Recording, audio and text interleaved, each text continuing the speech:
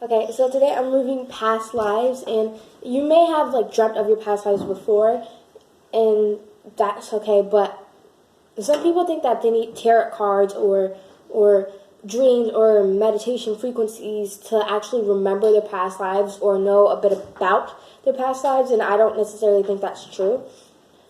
I've done research on them, and you are an immortal being. Okay, you're beautiful, you're intelligent, you're strong. Okay, and other things like you may have what you might consider like you may be stubborn, you may be arrogant, you may be what's called rude, you may be annoying. But okay, I think everybody's annoying, just a fact.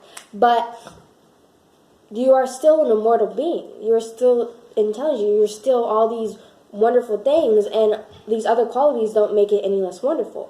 And generally, my belief is that you come down from your past life, from where you were when you're and where you're actually your higher self, when you're completely complete, when your conscious and subconscious mind are bound together. That's what I believe anyway.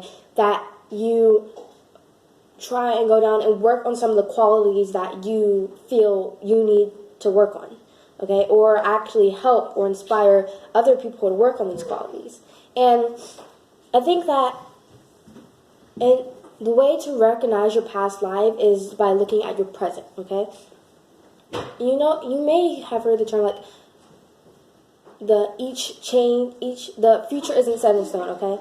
And technically, neither is your past.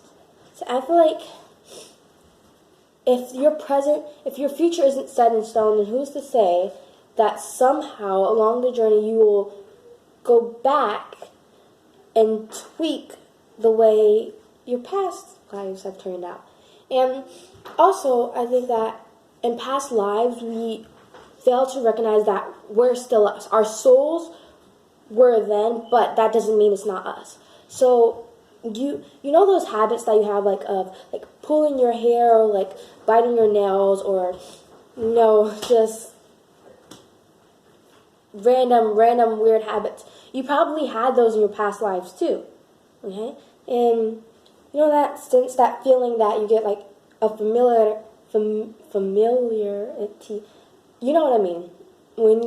When you see somebody or you touch somebody and it just feels familiar, it feels like a sense of warmth or whatever, then that's probably because of your past lives too. Like our past lives, we generally interact with the same people that we came into interaction with, that we met or saw or touched in our past lives. And our habits, our ways of doing things, they also carry on into our future selves or our present selves as we are now. Okay? So for instance, I got this idea from watching a person play a game. And I think that in your past life, you're searching for things. All of your past lives, you have this thing, and this habit just goes down, and over time, each life, it gets stronger. And then when you can't really fulfill that habit, or you can't complete that want, that you find ways to stimulate it because you need it. And maybe that the reason you came down was to actually break that habit. Maybe learn a better way of, enjoying whatever it is that you want. And that's why you keep coming down so many and repeating the same things, is because you're trying to find certain ways to stimulate this want that is big and that you've had for over these lives. But when you die, your higher self, the mortal part of you, knows that I need to break this. If that understands what I mean. So that is what I think of past lives. And the sooner that you realize the connections that you have, that you keep, the mistakes that you keep on making constantly, then you're probably recognizing the same mistakes, the same habits that you need to break, or figure out another way to complete that desire that you may want. So you don't really need tarot cards to tell you who you are in your past life.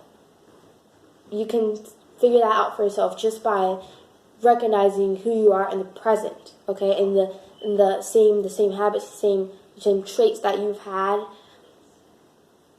okay, since you were born, or since from a young age, you've probably had that. And my belief is that over the time span of our past lives, so past life A here, they have little to no personality, like the Egyptians did when they split the soul. They have no personality. They're just coming down, which would be a newborn soul. I guess I have to make a video about that. Newborn soul. But brief explanation, their first time here on Earth. I don't know much about it, and I guess it involves me doing some research, but you have a newborn soul. They get some personalities. They pick up some traits, either what they may consider bad or what you may consider good based on your morals. That depends on who you are as a person. And then they die, going to their higher self, and they know that they still have much they need to learn. So a few years later, or a few hundred, depends on how old, they come back down. It's a baby, okay? They decide what this baby's problem is going to be, things like that, and like figure it out for them. And they pick up, so their past life they were optimistic, they were empathetic, they were stubborn, they were aggressive, they were salvaje, and basically, and they are still salvaje. They are still rude. They're still wild. Salvaje, which is what that means. And then, but in this lifetime, they pick up a trait of, this is called,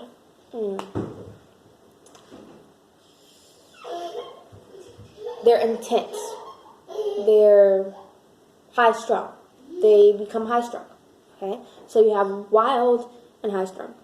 And then life C, okay, they learn to break that stubborn habit, and, they get a little lessons. Like, I hope this is making sense.